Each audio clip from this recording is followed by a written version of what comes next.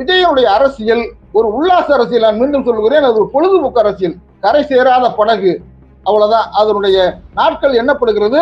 2026 தேர்தலுக்கு பின்னால் மிகவும் விஜய் வருந்துவார். அதை நான் இப்பொழுதே கவனப்படுத்துவேன். நாட்டோட நலனை பத்தியோ வளர்ச்சிகளை பத்தியோ எதை பத்தியும் கவலைப்படாம பணம் பணம் பணம், எந்தெந்த வழிகள்ல எந்தெந்த ரூட்லலாம் இப்படிப்பட்ட இந்த மைண்ட் செட் உள்ள இந்த பண்ணையார்களை அரசியலை விட்டே அகற்றுவதுதான் நம்மளுடைய முதல் வேலை. ஆட்சியிலிருந்து அகற்றுவது என்பது வேறு. ஆனால் ஒரு கட்சியை ஒழிப்பது என்ற வார்த்தையை விஜய் பயன்படுத்தினார். அது மிகவும் தவறானது. திமுகவை நீங்க ஒழிச்சிட முடியுமா? இந்திரா காந்தி ஒழிக்க முடியும்னு பார்த்தாங்களா? முடிஞ்சா? உண்மையிலே அவங்க அப்படிதான் நினைச்சாங்க. எப்படி இவனை க்ளோஸ் பண்ணலாம், ஒரு கன்ஃபியூஷன் ஒன்று வரும். அந்த கன்ஃபியூஷன்ல கத்துறதா